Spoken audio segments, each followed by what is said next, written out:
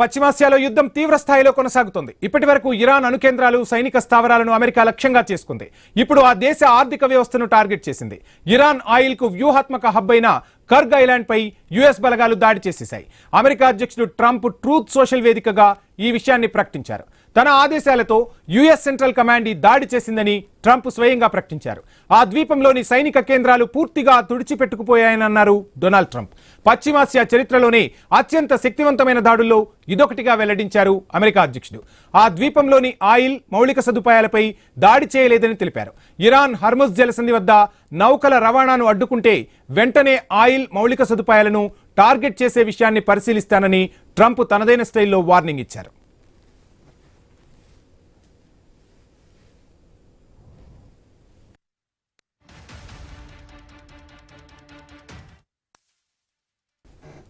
Right, ఇక America ఆయుధ వ్యవస్థలు అత్యంత శక్తివంతమైనవని ట్రంప్ మరోసారి స్పష్టం చేశారు. తాము లక్ష్యంగా చేసుకునే వాటిని రక్షించుకునే సామర్థ్యం ఇరాన్ కు లేదన్నారు. ఆ దేశం అణ్వాయుధాలు కలిగి ఉండకూడదని ట్రంప్ మరోసారి తేల్చి చెప్పారు. ఆ దేశ సైన్యంతో పాటు వారితో సంబంధాలు ఉన్నవారు వెంటనే ఆయుధాలు విడిచిపెట్టాలని ట్రంప్ హెచ్చరించారు. ఇరాన్లో మిగిలి ఉన్న ప్రాంతాలను కాపాడుకోవడం తెలివైన పనిగా చెప్పారు డొనాల్డ్ ట్రంప్.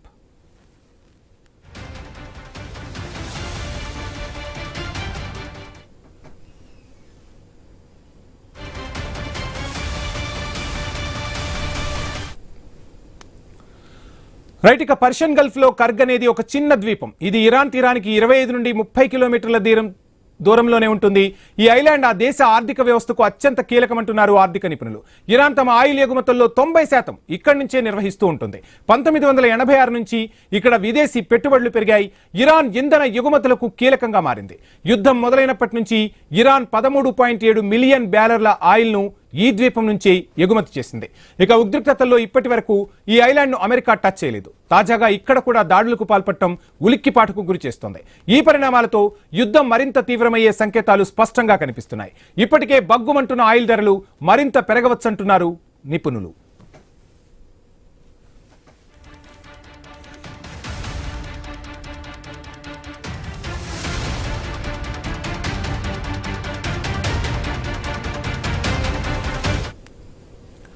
ఇదిలా ఉంటే ఇక కర్గ్ ఐలాండ్ మీద జరిగిన దాడులపై ఇరాన్ స్పందించింది. కర్గ్ ఐలాండ్ లో తమ మౌలిక సదుపాయాలకు ఎలాంటి నష్టం వాటిల్లేదని స్పష్టం చేసింది ఇరాన్.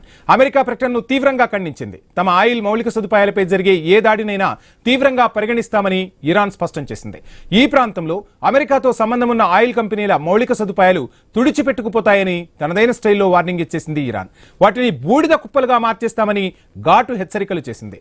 కర్గ్ ఐలాండ్ పై తన ఆదేశాలతో యుఎస్ సెంట్రల్ కమాండ్ దాడి చేసిందని అమెరికా అధ్యక్షుడు ట్రంప్ స్వయంగా ప్రకటన చేసిన తర్వాత ఇరాన్ ఈ రీతిలో స్పందించింది.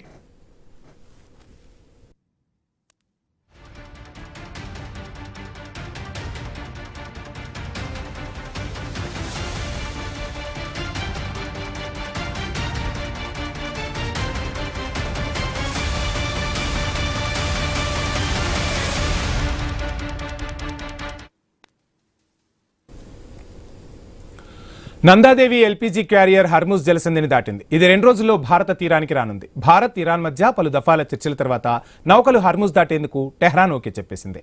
ఇప్పటికే శివాలిక్ నౌక భారత్ తీరానికి బయలుదేరింది. అందులో 40,000 టన్నుల ఎల్పీజీ ఉంది.